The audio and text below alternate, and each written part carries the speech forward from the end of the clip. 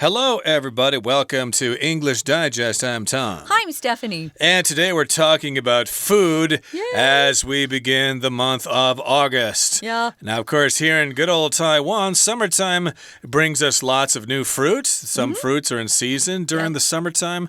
And perhaps one fruit that's in season right now is pineapple. Although I get the impression pineapple is available all year round. Yeah, I started getting pineapple in the early spring, so maybe it's available all summer long. It's pretty wonderful in Taiwan, though, that's for sure. It's very sweet here. I've had some trouble with pineapple, though. Really? Because it's kind of sour tasting. And in the past, I didn't think it was that way. But our article here does kind of talk about that sort of sour taste. Acidic, maybe. Acidic, perhaps. Yeah. And that's the result of some kind of chemical reaction or something like that. So that is a real sensation. But pineapple, of course, is a common fruit here in Taiwan. Lots of people love it. I had pineapple a couple of times when I was traveling in Thailand years ago. I thought it was better in Thailand than it is in Taiwan. But really? I think that's a psychological thing. You know, when you're traveling to other countries, sometimes the food tastes better just because it's a new experience for you. So I would say that was probably more psychological than anything. Could have been, yeah. I love the pineapples here. If you're female and you've been someone who perhaps went on crazy diets like me when I was young in college, my friend and I, we went on a pineapple diet for 3 days. We lost weight and it was awfully yummy, but boy, after 3 days of just pineapple, you get a little sick of it. But I have to say, in all my experience, and I've been to Thailand, I think the pineapples taste best here. And we also have those lovely pineapple cakes as well, which are really nice treats. We're going to get started, guys, like we always do. We're going to read through the article, and then we'll be talking about popular pineapple.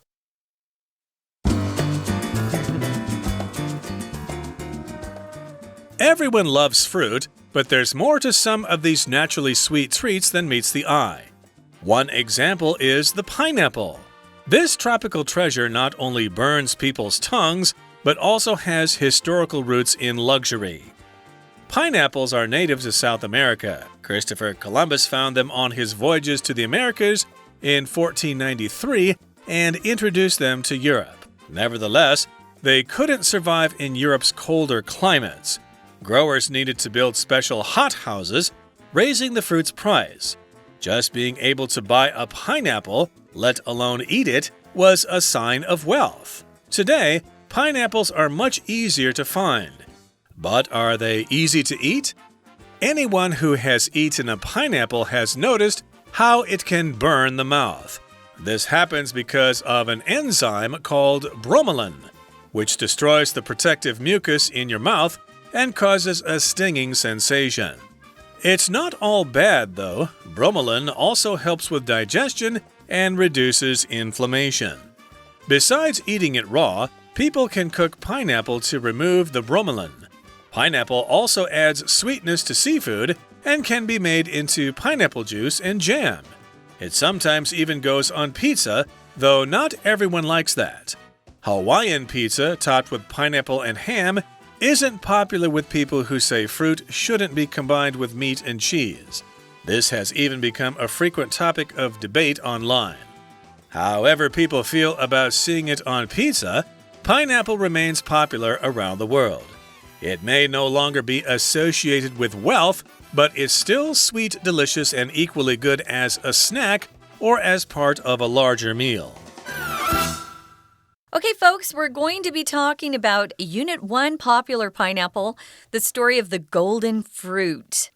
I have seen pineapples that look more green on the outside before they become ripe. I was so fortunate, I have to say, to be given a box of full-size pineapples by a client of mine. I was just shocked. It just arrived at my building where I live, and I didn't know where it was coming from. But inside were 6 full-size pineapples, and they were a little bit green, so my doorman, or guanliyuan, he told me just wait until they get a little bit more golden, and they turn color, and they'll be even sweeter. And he was right. So I had to teach myself how to cut them at that point. I'm lazy, I'll just be honest, and if I don't know how to cut the fruit very well, I just go to places like, 7-Eleven or Family Mart and get the cut-up fruit. Yeah, I do that. You can do that. I do that. What we do, of course, is wait for farmers to drive their trucks to Taipei, and they park at the side of the road. You tell them you want to buy a pineapple. Out comes the cleaver, and they slice it up nice and good for you. Or it looks like a machete knife sometimes, those huge knives. Yeah, some kind of big knife, and they're very skilled at it. Yeah. I could never do it that well. But I did want to mention, though, the word pineapple is kind of tricky because we can use it as both a count noun and a non-count noun. So if you talk about, here, would you like to have some pineapple? That means it's already been sliced up and prepared for you. And very few people will eat a whole pineapple. Hey, I want to have a pineapple. I have, yeah. Some people might, but it's still something that you usually have just the meat of, like watermelon or melon or something. You mean the outside part of it? No, well, you wouldn't eat that, of course. No. You'd cut that off. But yeah, I'd like to go have some pineapples. No, you wouldn't say that. I want some pineapple because you're unlikely going to eat more than one whole pineapple. Yeah, and for example, I was talking about that client that gave me a box of pineapples. Notice I'm using the plural form there. Or I could say, wow, I just got a big box of pineapple. But actually, just native speakers would probably use the plural form there because there are, multiple full-size pineapples inside. But if someone cut up some pineapple, notice I say pineapple. Someone cut up some pineapple and gave me a plate of pineapple. I would use just, the non-count form there. That's kind of tricky. So, I would listen extra carefully and see what you hear native speakers say, although we're not always correct either. Yeah, generally when you buy it, it would be countable, and when you eat it, it would be non-count. But this is popular pineapple, and this is the story of this golden fruit. Everyone loves fruit. I think most people like apples and bananas and oranges and pineapple. But there's more to some of these naturally sweet treats than meets the eye. More than meets the eye. Yes, there's more information about these things. One example is the pineapple. Okay, so of course, lots of us know about pineapples, but of course, there's more to learn about them. This tropical treasure not only burns people's tongues, but also has historical roots in luxury. So here we've got historical, and I've been asked this question before. Teacher Tom, what's the difference between historical and historic? Well, you would use historic if you talk about some kind of event in the past, like that was an historic event in the American Civil War, for example. But if it's historical, that means it has to do with the study of history. Or like if you say the historic museum, that would be a museum that in which the building is old and it's a piece of history, where if it's a historical museum, then it's a museum about history. Well, just a history museum, basically. I also think of historic as something like it was a big deal in history, right? Wow, we really think that's a big deal. But historical just means, it's part of history, not such a big deal. But what are the roots of the pineapple? Well, if they're based in luxury, you can pretty much guess that only rich people had access or could get their hands on pineapple. That was true of a lot of really good tasting foods back then. We were talking about this before we started. Tom mentioned that salt was really hard to get your hands on if you were poor. Can you imagine eating your food without any salt? And sugar was very expensive, and usually only royalty had access to sugar. So, yeah, pineapple was the same sort of thing. When they first discovered it, only the wealthy could get their hands on it. So let's go to the second paragraph here. Pineapples are native to South America. If you're native to a place, that's where you originated. At this point, pretty much the whole world can get their hands on pineapples, but they actually started out in South America. Yeah, I think papaya is also from South America, tomatoes as well. Lots of stuff comes from South America. And Cristobal Colon, or Christopher Columbus, found them on his voyages to the Americas in 1493 and then introduced them to Europe. I think he discovered America in 1492, but he took some other trips over there. And on another trip a year later in 1493, this was one of his voyages, he discovered pineapple. Somebody introduced it. Hey, man, hey, you European guy there with the blonde hair, come over here. We've got something for you to try. And it turned out to be pineapple. He took a bite. Oh, this is really tasty. I'm going to take this back to Europe. And so he took it back there and introduced it to the Europeans. It really does need a fairly warm weather to grow well. So you can imagine it probably does well here in Taiwan. They talked about growers needing to build special hothouses.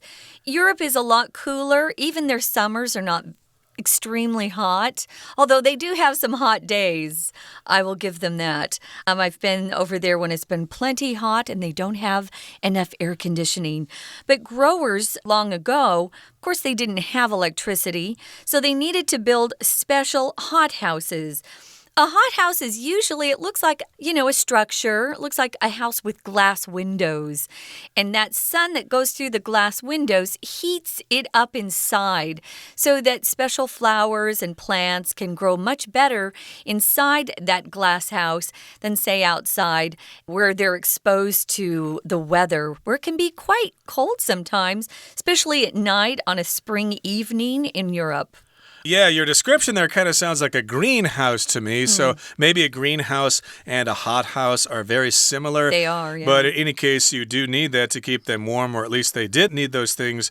And, of course, because you needed those things, the price went up, and that's what rich people like. Hey, here's an opportunity for us to show off how rich we are. Only we're able to buy pineapple, let alone eat it, so therefore it was a sign of wealth. If you could eat pineapple, ooh, you were something. Just like nowadays, if you can own a Bentley or something like that, you're hot stuff. Okay, that brings us to the end of the first part of our lesson for today. Let's listen now to our Chinese teacher. Hello everyone, my name is Tina. 今天我们要介绍的水果呢是 pineapple, 也就是凤梨。在第二段的第一个句子提到 Pineapples are native to South America. 凤梨呢是原产于南美洲。我们知道那里的气候是比较炎热的。第一个空格后面的句子写着 They couldn't survive in Europe's colder climates.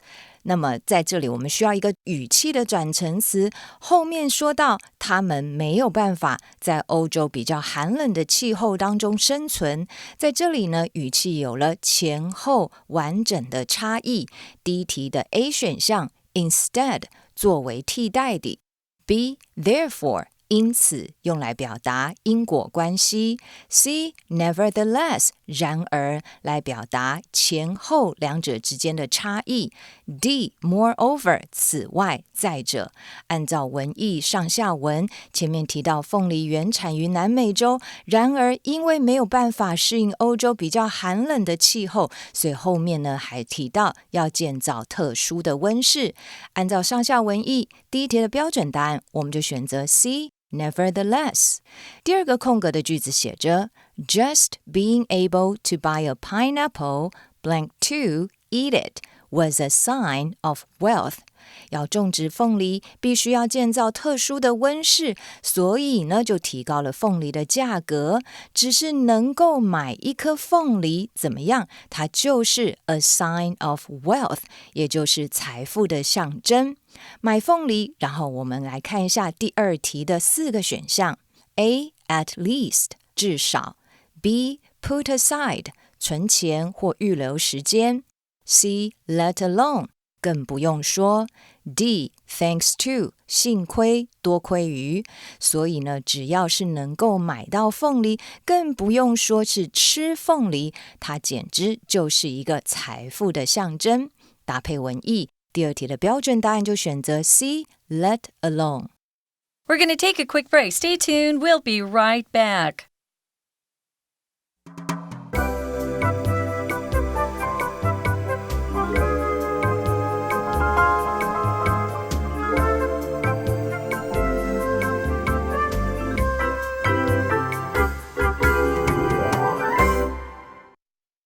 Okay, we will now continue with our lesson. We're talking about pineapple or pineapples, and we're talking about the story of this golden fruit. We're mainly talking about how it made its journey from South America to Europe and then, I guess, to the rest of the world. So we did mention that they are native to South America, but Columbus found them when he was there in the Americas and brought them back to Europe.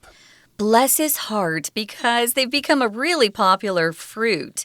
I love them myself, and I think they're quite popular here in Taiwan. I love the trucks that are open, like you were talking about. They're just parked along the street. And yeah, on your way home from work, I'll pass by those trucks, and they've already cut off the cover or the peel of the pineapple, which is really spiky.Which is what I want, so I don't have to do it myself. I don't have very sharp knives at home. I should mention, though, I'm not sure if those guys are legal or not. So if they are illegal, I don't want to sound like I'm promoting them or encouraging them, just as a little I do give them business, though.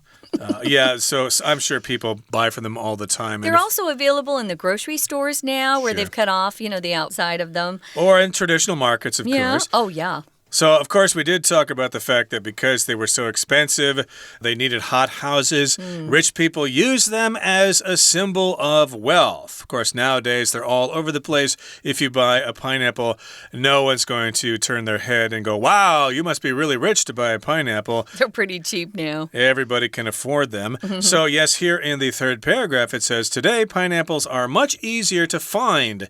Yes, indeed, they are all over the place. Yeah. But are they easy to eat? I would say no. If you try to bite into one, you're going to get a rather rude surprise. That tough skin will probably break all your teeth, and you'll need to go to the dentist. So anyone who has eaten a pineapple has noticed how it can burn the mouth. So once you get that skin off of there and you've got it sliced into smaller pieces, what then? Well, it looks like it's really sweet, but of course sometimes it can burn your mouth. And yeah, for me, every time I eat pineapple, it just tastes really sour, and yes, like it's burning my mouth.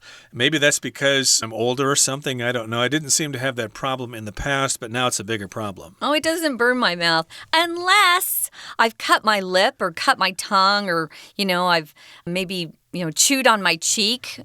I love it. So the bromelain or bromelain, I've seen it pronounced that way too, sometimes can actually kind of have a burning sensation. It seems like it's very acidic to me sometimes. If I've eaten too much pineapple, then my mouth starts going, okay, that's enough. But I will keep eating until my mouth burns. So this is an enzyme. An enzyme is some sort of chemical that helps break down food and processes food within our bodies. If you're eating something, you need enzymes in your stomach to help you digest the food. We'll talk about that in a minute. But this bromelain or bromelain actually destroys the protective mucus in your mouth.If something's protective, it's helping protect something.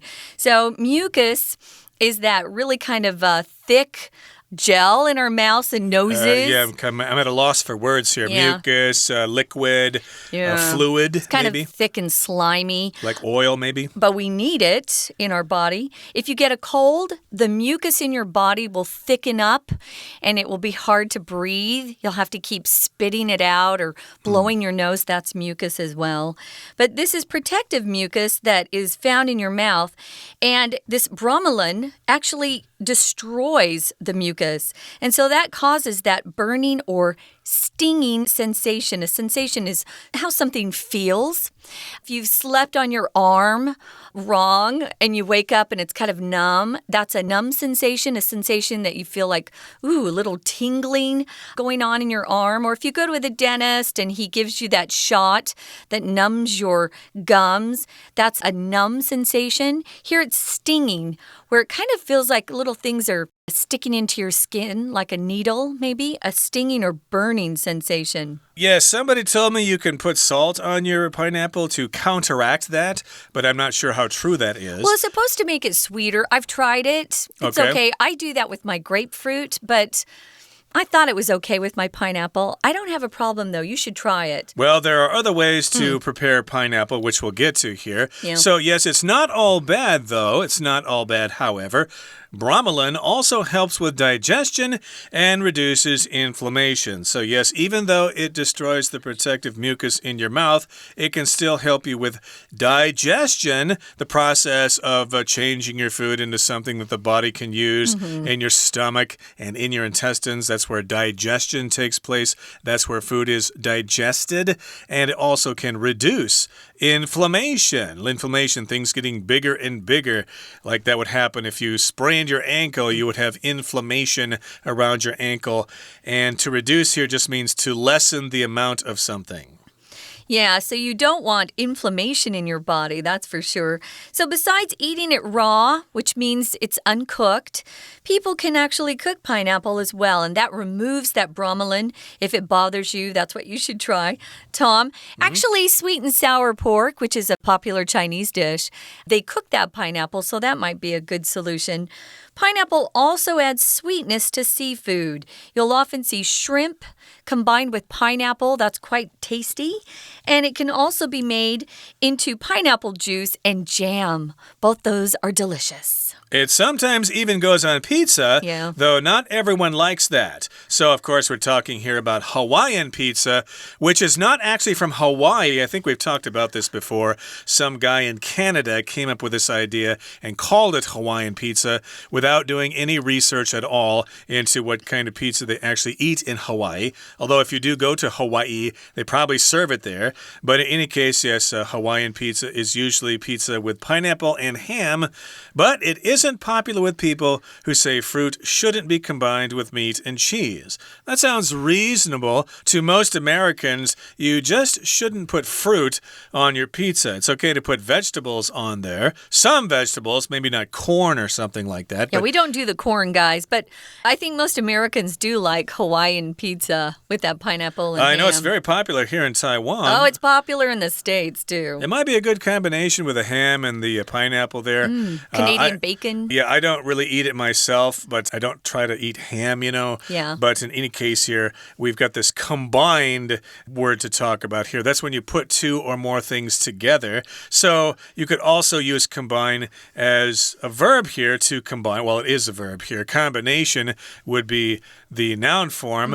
A Hawaiian pizza is a combination of ham and pineapple. But here, Hawaiian pizza combines pineapple and ham. And some people say, no, you should not combine meat with cheese and fruit. You shouldn't mix those ingredients together.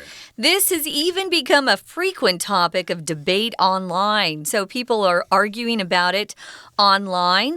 Frequent just means something that happens many times in sort of a short period of time. Frequent is an adjective. You could also use frequently to talk about some sort of action you do. I frequently go to the gym to lift weights, or I frequently find it raining in Taiwan during the summer, or I frequently go to Pizza Hut or Domino's or wherever you like to go for your pizza.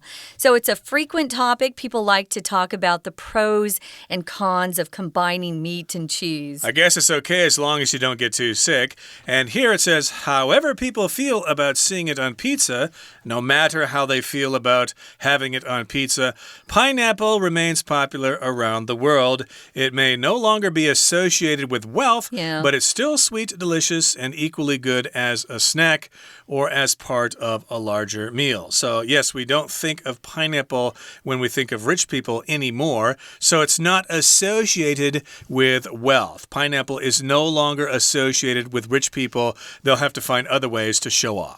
Yeah, you can associate things like peanut butter is often associated with jelly for those peanut butter and jelly sandwiches. We can associate lots of things together. You often hear or think of those two things or three things together.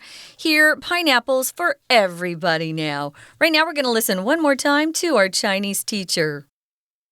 第三个空格的句子比较复杂，空格后面是一个动词 has eaten a pineapple, has noticed how it can burn the mouth.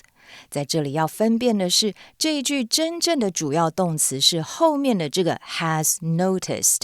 所以在这里呢，我们可以知道主词必须是一个单数，而前面呢又有一个形容词子句。我们来看一下第3题的选项，我们可以选择 D 选项。Anyone who 在这里把 anyone who 放到第3个空格，可以从 who 开始括号，括到 a pineapple， 就是用来说明 anyone who has eaten a pineapple， 任何一个吃过凤梨的人 has noticed， 都注意到它是可以如何的让你口腔感到疼痛。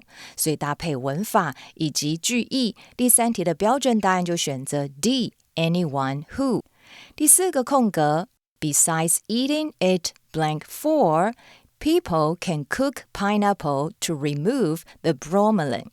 其实在这里提到，因为凤梨里面有一种酵素，那么呢叫做凤梨蛋白酶，所以会造成你的口腔疼痛。除了怎么样，那么人们呢是会去煮凤梨来去除凤梨蛋白酶。相对于煮凤梨，第4题 A 选项 raw 生的未煮过的， B pale 苍白的， C dim 昏暗的， D loose 松散的。除了生吃凤梨之外，你还可以煮熟它来去除这样子的蛋白酶。所以第4题标准答案就选择 A raw。第5个空格，前面的句子提到呢，凤梨有很多的烹饪以及呢吃法。在这里，有些人会在夏威夷披萨上面放上凤梨跟火腿。当然呢，有些人认为水果是不应该跟肉还有 cheese 放在一起的。那有了这样子的前提，第5个空格的句子就提到 This has even become a frequent topic of blank 5 online， 这样子的事情甚至呢成为网络上常见的一个怎么样话题。第5题 A 选项 parade 游行， B debate 争论辩论， C charity 慈善的工作或慈善机构， D evidence证明证据。前面提到呢，尽管有些人喜欢，但是有些人还是认为水果不应该跟肉还有起司混合在一起，大家的意见不太一样，所以就造就成是网络上一个大家常常争论的话题。所以搭配前后文句，第5题的标准答案就选择 B debate。